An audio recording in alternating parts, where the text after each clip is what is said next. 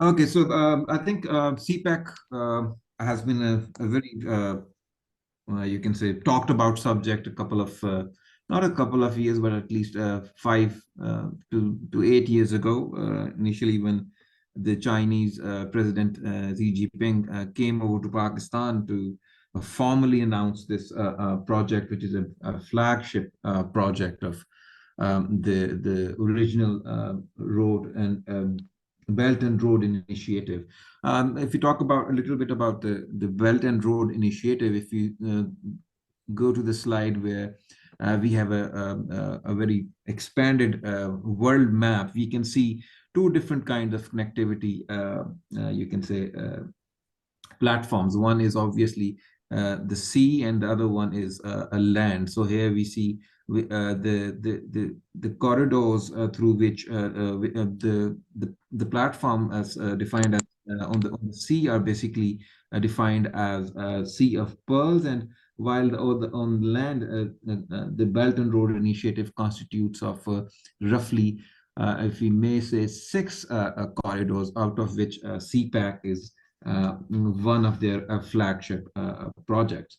Why it is significant for China? Obviously, it is significant of China for China because of the connectivity context. The On the other side, the integration which they are looking forward to. If we may say, in terms of connectivity, right now the sea-based route, as far as China is concerned, it is roughly 13,000 kilometers long, which is then again, as compared to after the potential or actual operationalization of the CPEC, it will be cut short to 2,000 plus kilometers, and that is going to be land-based, which is considered much more safer than the sea routes. On top of that, we may say that this reduction in number of travel hours will result in the number of days which usually takes a product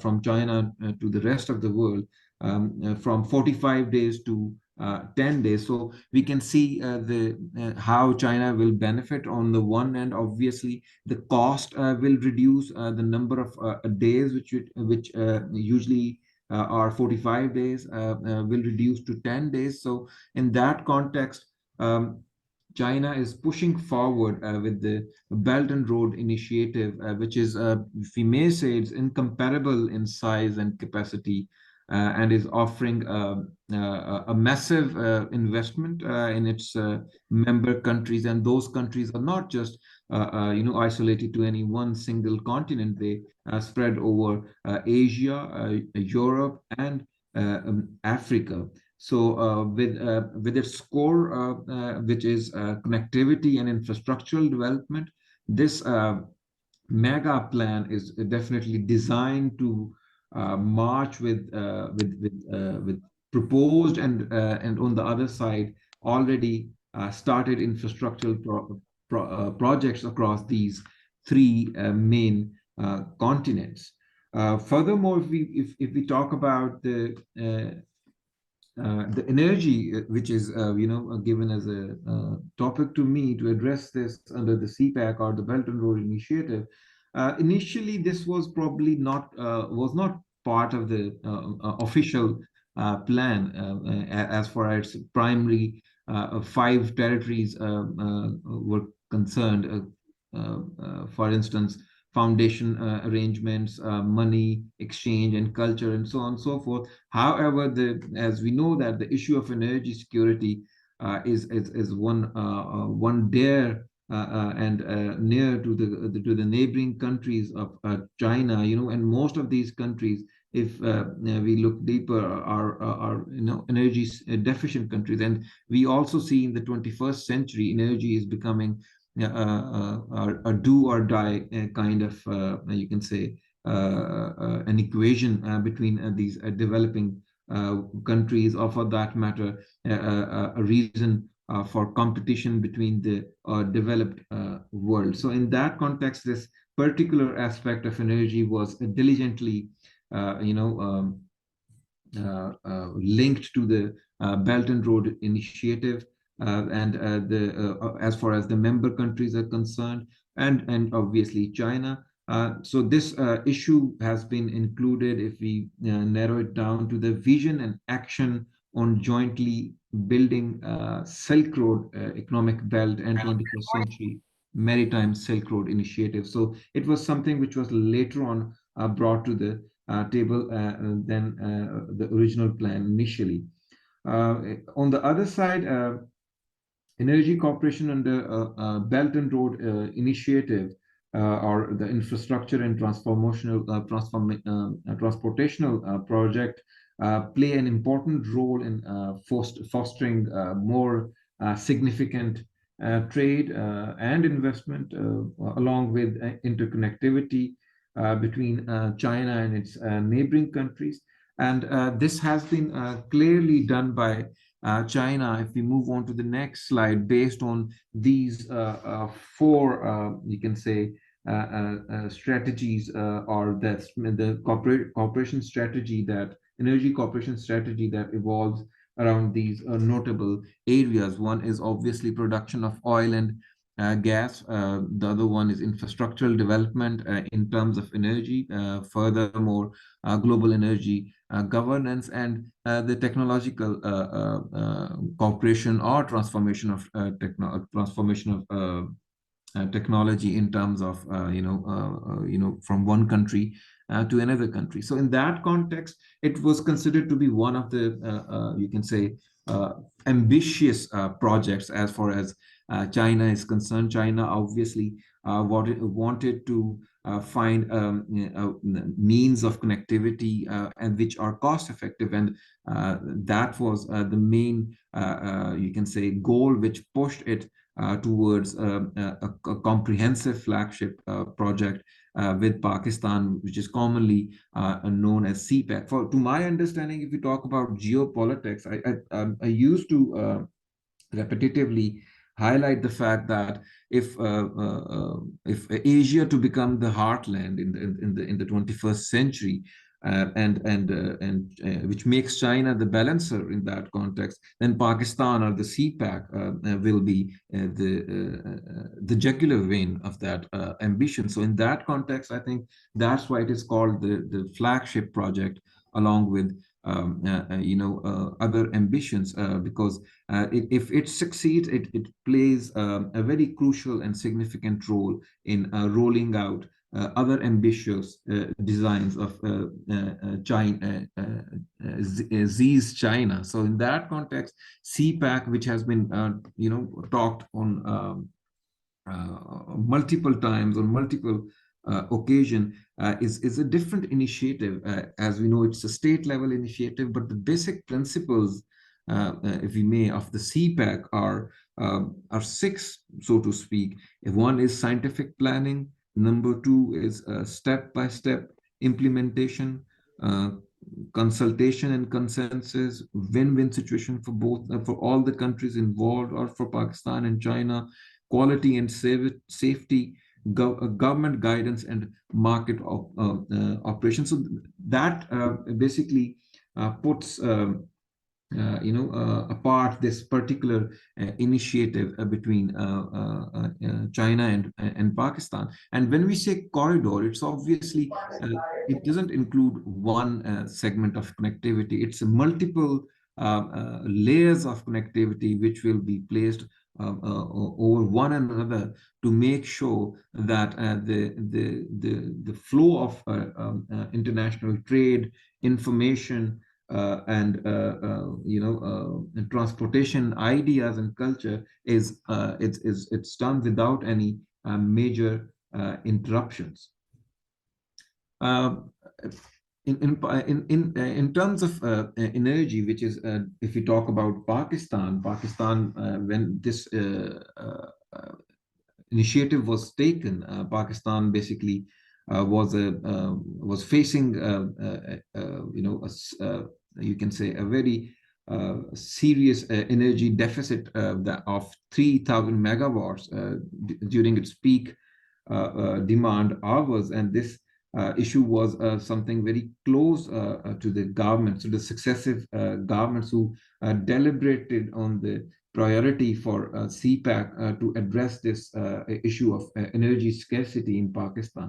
Although these energy projects, including power plants, pipelines, and transmission projects account for nearly two-thirds of the announced funding, which much of that is concentrated in large projects that have since been delayed so far, because we have seen recently there is another upbeat as far as the CPEC is concerned. In the previous Imran Khan government, it was blamed, and we saw that the criticism was there that probably CPEC is not being, the priority of the government. Anyhow, having said that, when we say the most significant investment is going to be the energy sector, I think it's important to distribute that investment allocation. Collectively, it is said to be $65 billion or somewhere around there. But if we move on to the next slide, where CPEC investments are divided against different heads. If we talk about number of projects as far as CPEC is concerned, that is 19 projects, 20 which constitutes an investment of $23.6 billion. When it comes to energy, there are 15 number of projects, 15, and the investment is 17.7. While if mute your mic. Thanks for saving me.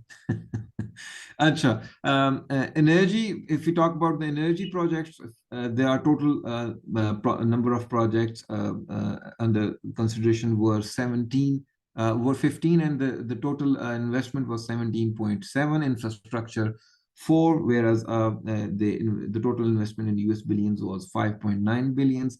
Non-CPEC energy projects were 13, and their investment was worth $25 billion.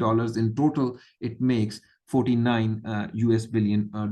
Some non-energy related projects probably are not mentioned here, but the overall investment supersedes 60 plus US billion dollars.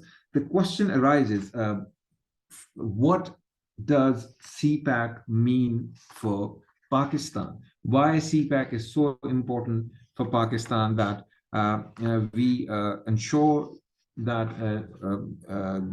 the process on CPEC is associated with one of the key national interests for Pakistan.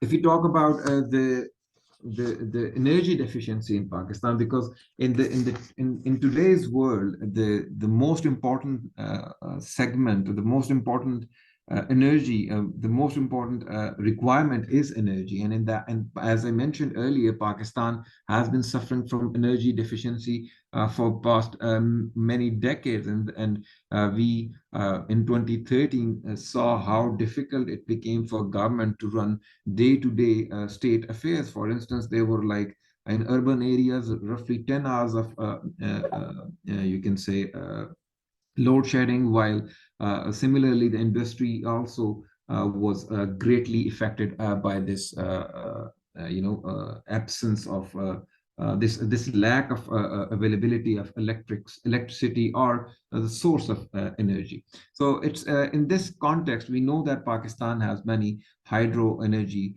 projects, but has not been able to meet the demands of the country in order to run the country as per the economic requirements are concerned. So in this context, I think it's important to understand the energy mix in Pakistan. If you talk about Pakistan, Pakistan's energy sector is dominated by fossil fuels, as we know that most of the energy, that's why it's expensive as well. So according that is according to the finance division of Pakistan. just under 60% of total installed generation capacity in Pakistan uses fossil fuels, okay, which includes gas, oil, and coal. And on the other side, just 3% of generated electricity, that is in 2022, came from non-hydropower renewable sources. While we know that on the one side, if we divide this you can say equation, here we see that Pakistan's fossil fuel dependence has increased to 64%. This is a recent graph, while the hydropower energy is 27%, nuclear energy is 2%, and renewable energy source is 7%. So Pakistan somehow was overly dependent on the fossil fuel production. So this basically put a lot of pressure on the Pakistani, you can say, exchequer or Pakistani foreign reserves. So Pakistan was looking for ways to diversify its energy mix. So here comes the opportunity in the form of CPEC, which contributed, as I said earlier, the most significant contribution was in the form of energy investments. If we talk about CPEC, it in terms of projects, the CPEC projects in total completed projects are 14, while under construction are 2, and there are other 4 to 5 projects which are under consideration. So the CPEC effort has the potential to increase energy growth in Pakistan from 4.5%, which was estimated between 1990s to 2015, to 14% from 2016 to 2035.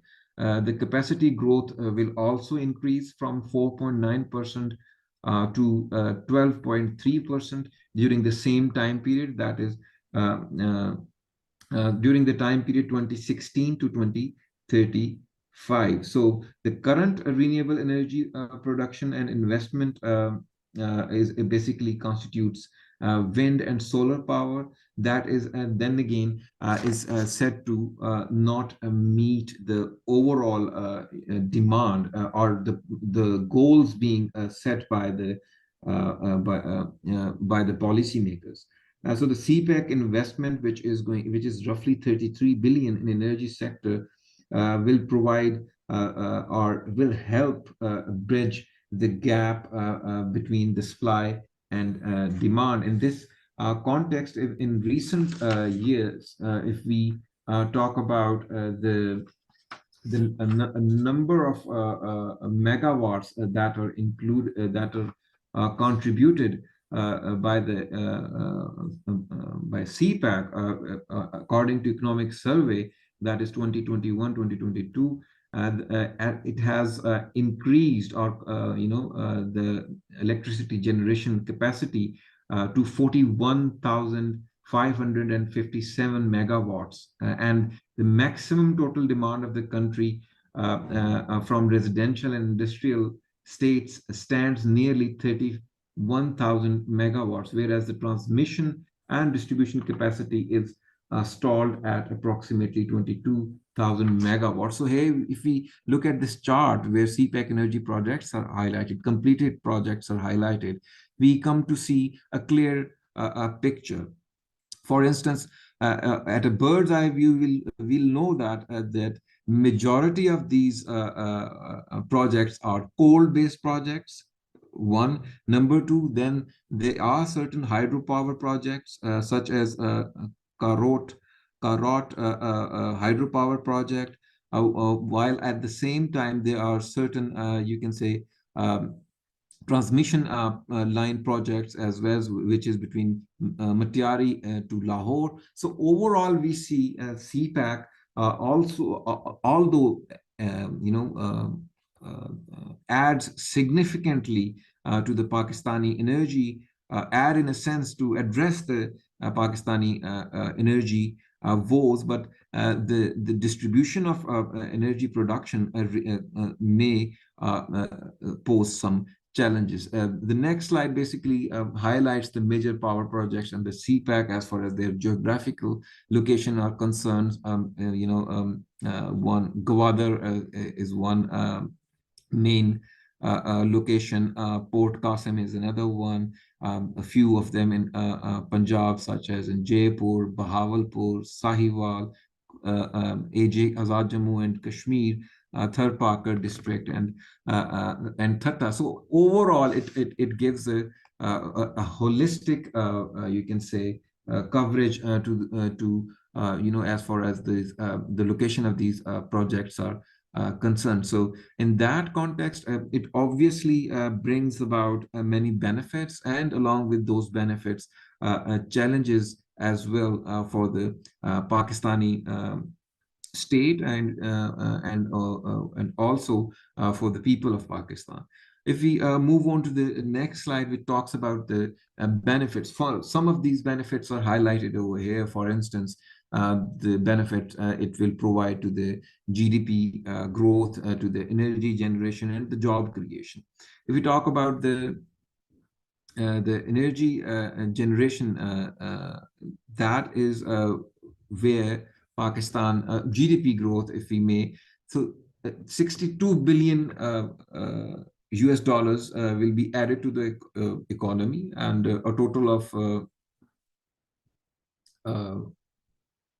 economy and 20% of total GDP of Pakistan. Similarly, Pakistan's GDP growth rate is expected to increase as per this expectation, which was given in 2016. World Bank, which was 4.7 to 5.4, and the last one in 2022, we saw it rose up to 6%. So it will also contribute to the overall GDP of Pakistan, that is from 244 US billion dollar in 2014 to more than 300 billion dollars in 2017. That is as per the World Bank, and 13 billion will be added to Pakistan's GDP by 2025. Similarly, 2 to 2.5% annual economic growth rate is expected till 2030. That is according to Applied Economics Research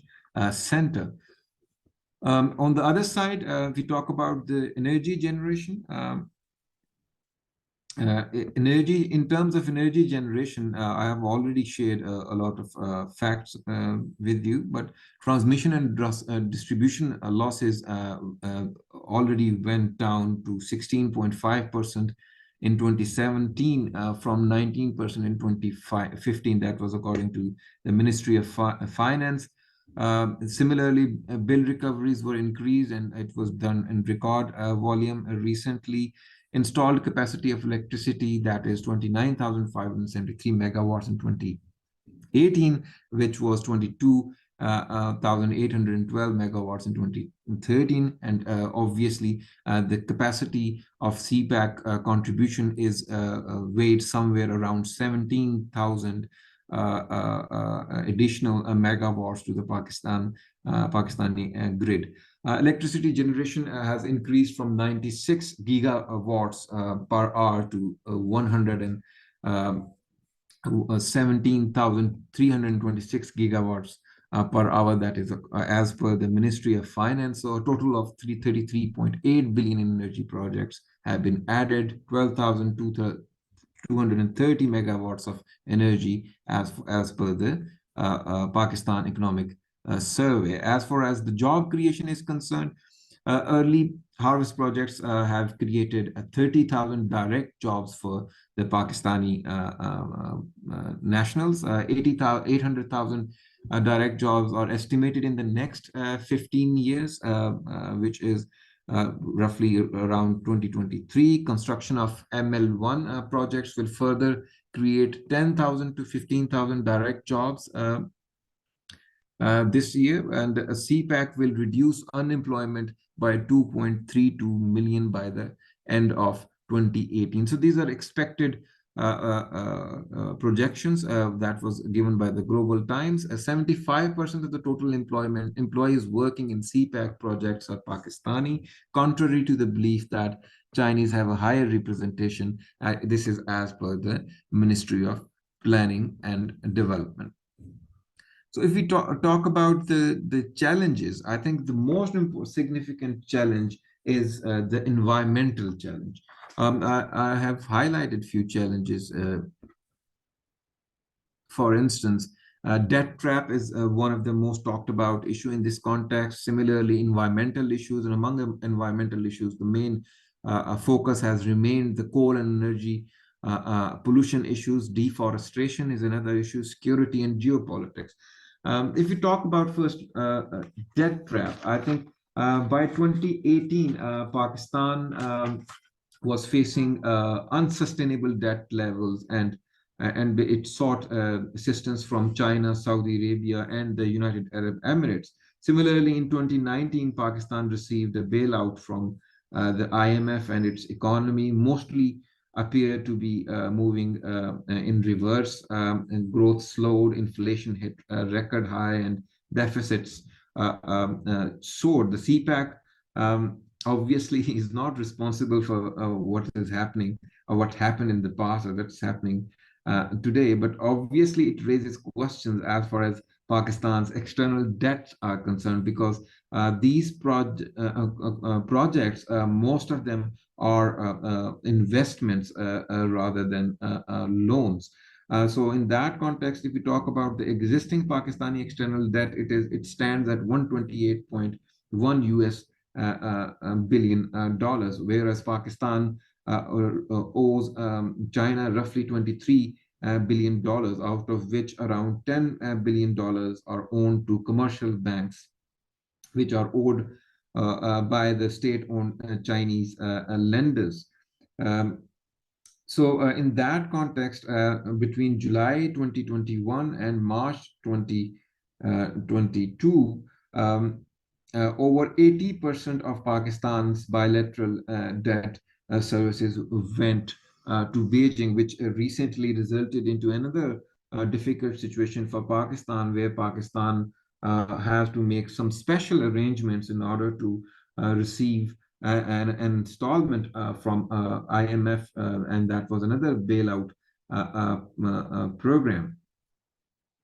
So in that context, I think so it is an uphill task as far as Pakistan's debt trap is concerned, but it has been clearly said by both the countries, Pakistan and China, that we focus on a win-win outcome. So in that context, we obviously cannot blame this debt, which is badly affecting Pakistan's economic growth and overall outlook of Pakistani economy on CPEC. These issues are there and structural. So in that context, obviously, we have to see how we can address these debt-related issues rather than having a blanket approach that CPEC is contributing, or CPEC is the root cause of the current economic situation in Pakistan. Rather, CPEC has, given or to an extent provided an opportunity to somehow Pakistan is able to address these deficiencies. A second important challenge for CPEC and Pakistan is the environmental issues. If we talk about Pakistan obviously remains among the top 5 countries severely affected by the climate change, and in that context, additional you can say projects which further undermine the climate are a serious challenge. For that matter, the coal-based projects, which constitutes a significant number, as I mentioned, as far as the transformation is concerned from fossil fuels, especially oil-related energy production, to coal-related energy production. That has, rather than renewable energy resources, Pakistan has shifted from an expensive fossil fuel to a cheap fossil fuel. But and then again, there are definite, you can say, climate cost, which Pakistan and China both are well aware of. And in that context, as we know, both Pakistan and China are part of the climate agreement, the Paris agreement, where both countries have pledged that in the future no coal projects will be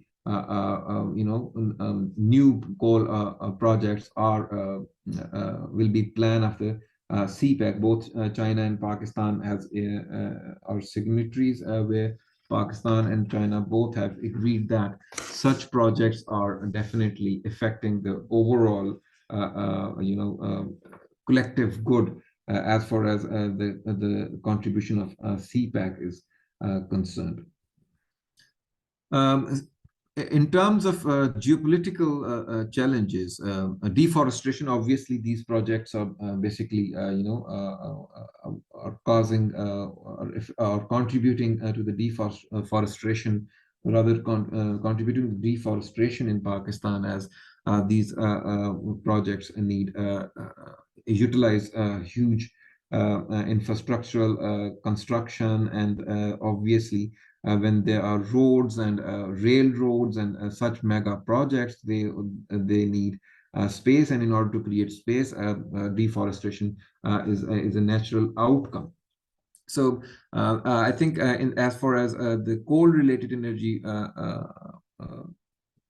you can say, projects are concerned, the center of focus for the Pakistani and the Chinese government will be to ensure that this issue is addressed, and in a more amicable way. Here we see that coal production, although we are shifting from oil to coal, a cheaper source of energy, but the cost as far as environment is something which is unimaginable. And here Pakistan and China both need to shift from coal to more of a renewable energy resources, such as solar panels or winds, as we discussed earlier.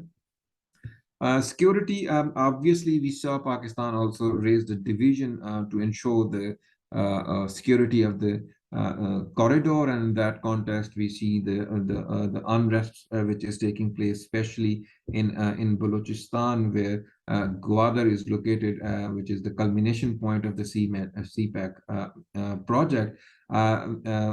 Organizations, terrorist organizations, then again have directly and openly targeted and leveled, you can say, future plans as well, that they will continue to target this project because of certain incompatibilities. But in that context, that is not just single or a dyadic issue. It is more than a dyadic issue, because it also involves the geopolitics. When we talk about the geopolitics, recently we saw that India, Middle East, and European corridor was announced, and that is also another ambitious corridor by the West in order to counter China. And obviously, India and other countries see CPEC or BRI, Belt and Road Initiative, as a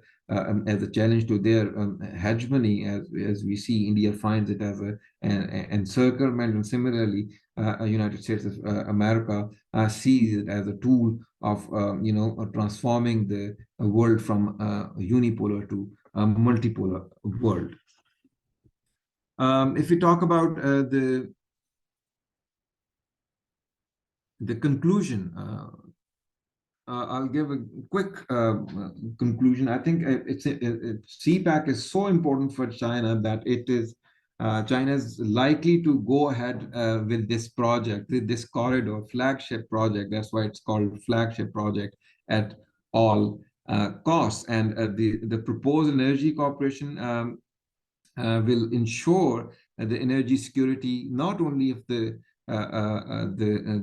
neighboring countries or the contributing member countries, but also in Chinese energy security requirements as well. Many assume that all BRI projects may have underlying political agendas, and these projects are, while these projects are purely commercial and mainly to benefit China, that is one way of looking at it. But whatever the result these energy projects will bring at the initial stage, it can be said that if Belt and Road Initiative maintains its proposed goals for energy cooperation, it can play an essential role in integrating regional energy market and reducing each country's energy deficiency. And I'll take it a step further. I think the integration part of this project will also be very significant in shaping the future world. So as we saw the integration, the kind of integration in Europe, so probably this project, it may not a right analogy, but also at the same time can be seen as an Asian integrational project. So that's all from my side. Over to you.